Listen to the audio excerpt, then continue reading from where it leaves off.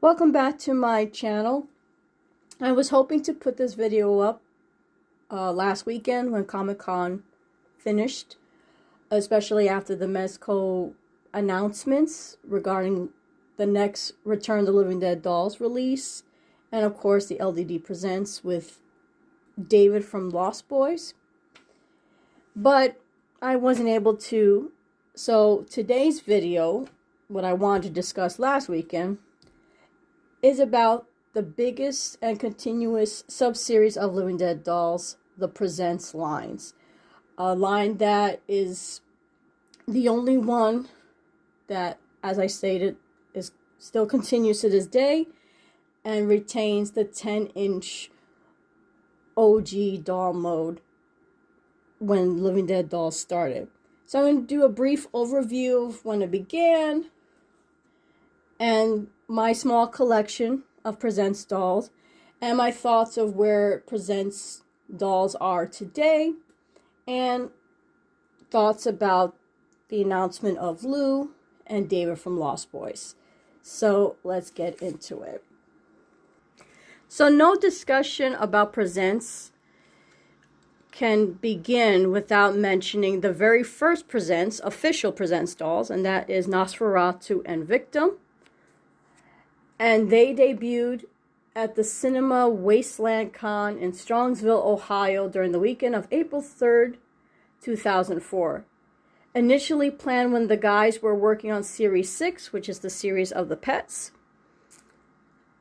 And they actually had Nosferatu as part of the lineup, but he didn't fit with the lineup of the Series 6 dolls.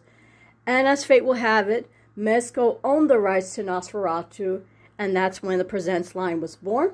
Fun fact, the guys had the idea of a Presents line when they were working on Lizzie Borden doll for Series 2. And right next to them is the American Gothic set. Now, as I discussed before, the Presents were based on established IP. And so the guys, again, if they would have thought of it sooner, it would have began with Lizzie Borden, since she was an actual person, just like Edgar Allan Poe, who I'll talk about once more in a moment. So that is how the Presents line first started.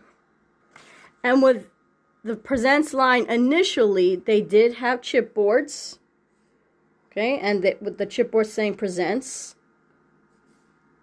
And they were in coffins. And they did, each set did have a death certificate, but they weren't officially death certificates because they didn't die.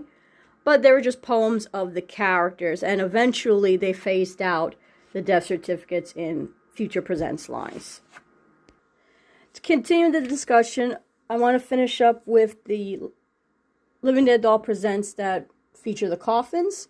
So Edgar Allan Poe and Annabelle Lee were the third release with a coffin.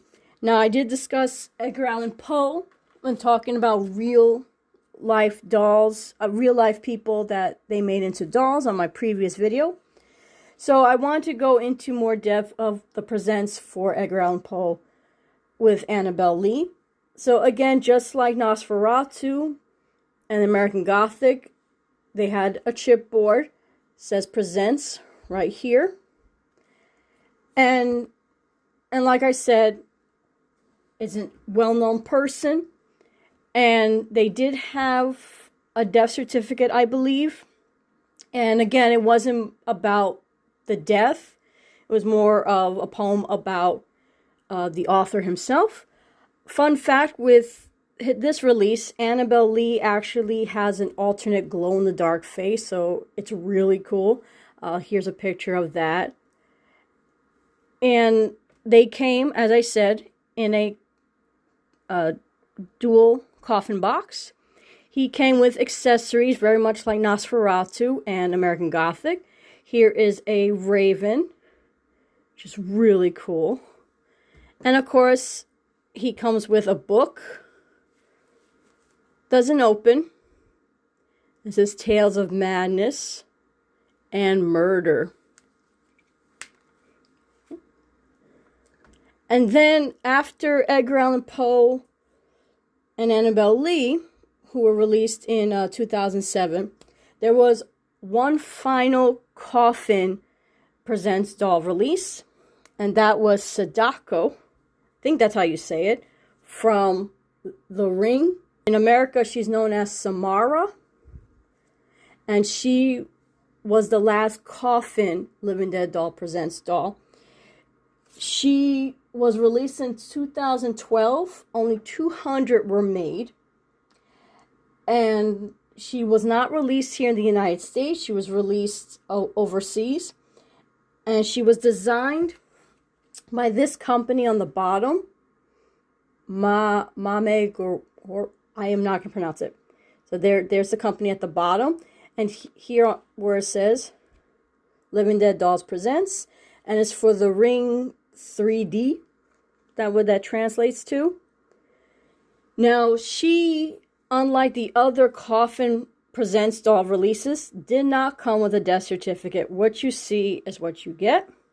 She can be very pricey on the secondary market. Like I said, she was only released overseas. 200 were made. She's really cool. I actually have her posed or displayed with my Series 31 dolls, things that go bump in the night, which is a very fitting place for her.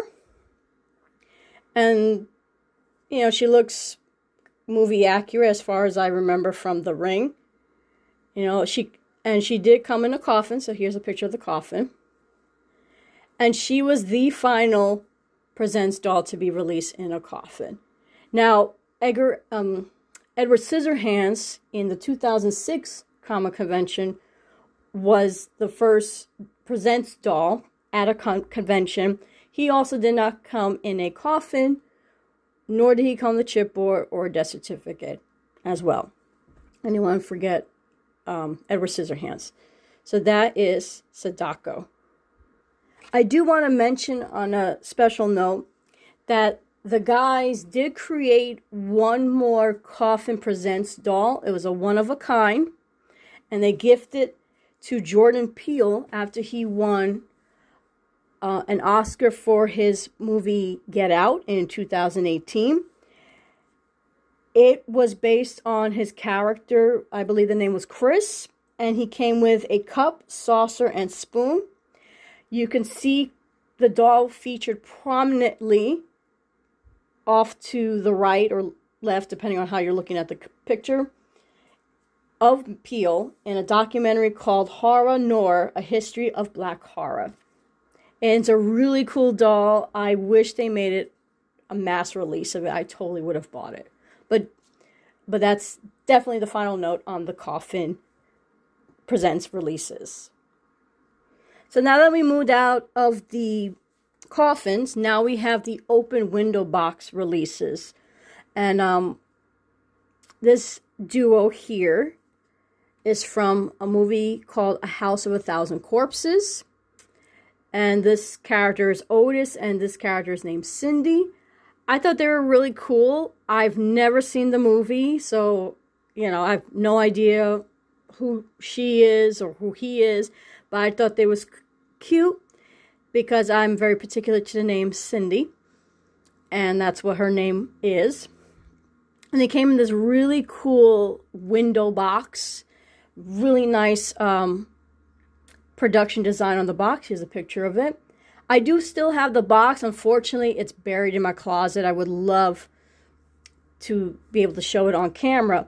Now, the thing about these Presents dolls, and something to notice as the years have gone on, that, you know, they're made very well. They come with accessories. And, you know, it's just amazing how the Presents dolls are a little different from the ones I'm showing right in front of you in terms of their quality. Now, just like Sadako and Edward Scissorhands, they did not have a death certificate. And this duo here retailed for $53. And they were released in 2008. There was another House of a Thousand Corpses, a character by the name of Captain Spaulding. Here's a picture of Captain Spaulding. He was retailed for $32. The Beetlejuice dolls, well, the first Beetlejuice doll, he was also in a window box. The other three Beetlejuice releases, the Tuxedo, the Lydia, and the Showtime did not have the open panel boxes. And like I said, the quality of and the price for these Presents dolls is a lot different than they are today. The fact that these two came together and it was $53 versus one Presents doll, which is now priced at $60. Big difference. And another Presents doll, open panel, is Sam for Trick or Treat. Now, I love Sam from Trick or Treat. If you're not familiar, he's part of he is in the movie of the same name, Trick or Treat. But his name is Sam or Samwan. I can never say that name. Anyway, and to me, he was the last good LDD Presents release in that he was made very well in terms of the costume, the accessories. Like, he actually comes with a burlap sack. He comes with the lollipop. I don't want to take off his burlap mask because I will not be able to tie it back again. But he does have the face underneath. So again, the attention to detail. And he was very popular. And again, I think he was about 40. So the dolls continue to raise in price. He was about, or his release was in, I want to say 2016. And Showtime Beetlejuice was within the same year, maybe a year after that, in 2017. And by then, they were starting to expand the Presents line for dolls that were non-horror related, such as Harley Quinn. Again, nothing to do with Living Dead, nothing to do with horror. She was released the same time as the Catwoman doll, the comic one. Before the comic Catwoman, they did have a Batman Returns, which I talked about in another release. She's missing her mallet. I have her mallet. It's somewhere. But again, decent doll. And by then, they were coming in packaging like this. This is the Wednesday doll. Okay, so no frills. I do have Sam's. I made a mistake. He wasn't a Velcro panel box. He was just a window box. But now, with the releases of Harley Quinn and the Catwoman dolls, there was a change in the packaging. By the time Harley and Catwoman was released, Living Dead dolls already dropped the Living Dead to just being LDD Presents. Okay. And that happened officially in 2020. Before that happened, the first non-horror Living Dead dolls release was Hit Girl from the movie Kick-Ass. And she actually had the words Living Dead dolls on her box, which was crazy. She was released in 2012. And then there was another doll after that, Alex from A Clockwork Orange. Initially, he had the full Living Dead dolls on the package. But according to collectors I've talked with, they changed it mid-production because apparently Living Dead Dolls Presents were being featured in Toys R Us. I've personally never seen Living Dead dolls in Toys R Us, but people were finding them in Toys R Us. And so parents were in an uproar that the name doll was being associated with this character from A Clockwork Orange. So they changed it to LDD Presents. Okay. And so about 2019, 2020, Living Dead dolls dropped Living Dead and just said LDD Presents instead.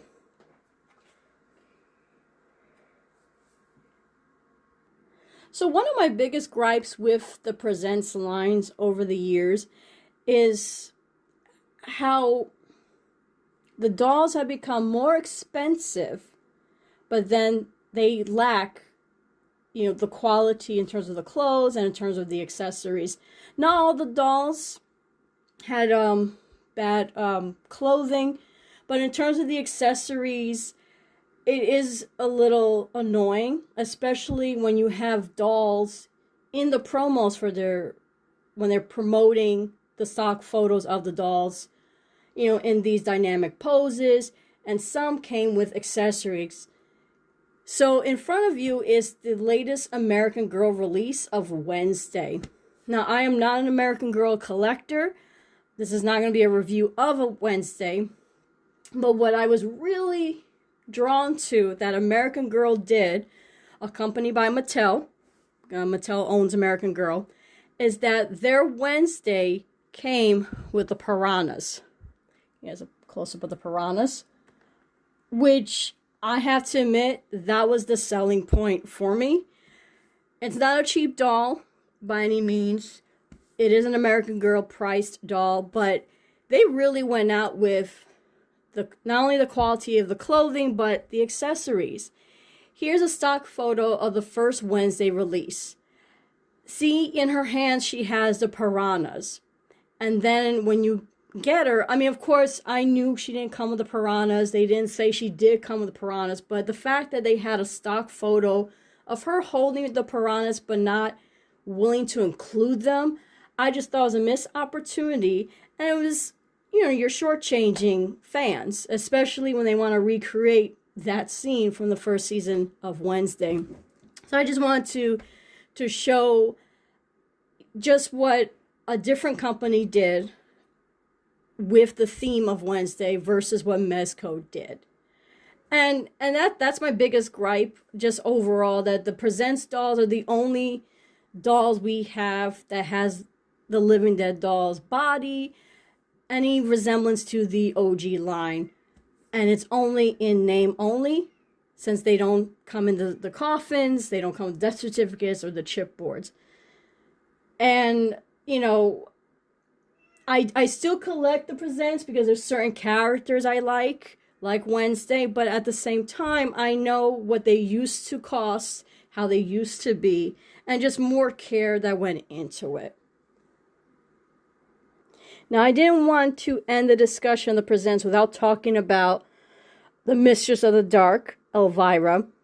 This release was around 2018, and one of the things that really signaled to me in terms of the quality downturn of these dolls was the fact that Elvira had sculpted shoes to her feet. And I just thought, she could have had the traditional heeled shoes that other Living Dead dolls had. And I just thought it was very lazy. The dress itself was very cheaply made. She came to me in her box upside down. I kid you not, she was upside down. And the worst thing, that she had this crud on her underwear underneath the dress, which I was afraid of scraping off, ruining the doll. And she cost $50. Now, Mattel came out with their own Elvira, minus the assets. If you know, you know. And they charged $60 for her. So $10 difference, but with the shipping that Mezco has been charging, it's about the same thing. And, the only accessory she has is part of her belt, which is this little dagger. And I felt like, the Mistress of the Dark deserved better than that. And after her release, another character that used her mold was the Bubble Nurse from Silent Hill, which had, again, the sculpted high heel shoes. And I'm really disappointed with the Presents line. I mean, granted, I still buy them. I have Megan coming, actually. And with the announcement, well, he was announced, but they showed him at San Diego Comic-Con last weekend of David. And Mattel, who also released a David doll, Mattel actually gave the doll the Chinese box with the noodles, which I thought was hilarious. If it was David released the time Sam came out, and Edgar Allan Poe and Annabelle Lee, he would have came with that Chinese box, a Chinese box of food with the maggots, or the bottle of wine that he gives, bottle of blood that he gives to Michael in the movie, or both. Because back then they cared about these dolls and the Presents line. And I just feel like it's just an excuse just to use the doll form and just slap $60 on it. And the Presents line is their most successful. They've had Ghostface Killer. They've had a couple of Freddy Kruegers, a couple of Jasons. Too many Chucky and Tiffany releases. And I just think, like with the David, I did buy him. He's on pre-order. I bought him for my sister. But I just wish David came with something else, And I just feel like we're getting shortchanged for it. And as for Lou Sapphire, I'm really disappointed. If you saw my video ranking all the male dolls, Lou was number 2 on my list, and I don't understand why this early of Living Dead dolls that they decided to reuse Sin's face mold. And the red painting is very lazy. The hair is flocked.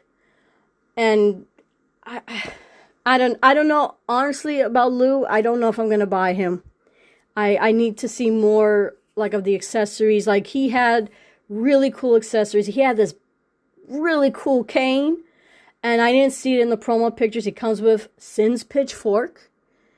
And, again, I was just at a loss for words with the San Diego Comic-Con of what they had present. And I don't know. We'll see. Again, I don't think Presents lines aren't going anywhere. They're going to still continue. They're going to keep chugging along. But as for the Return of the Living Dead dolls, in terms of, for my money, I'm probably going to sit Lou out. But anyway, that is my overview and my collection of the Presents line. I have, like I said, I have Megan coming, so I will be doing a review with not only the Mezco doll, but also the Mattel doll to compare the two, like I did with the Wednesdays. And I have a special announcement. I'm going to an actual Living Dead dolls gallery in upstate New York this week.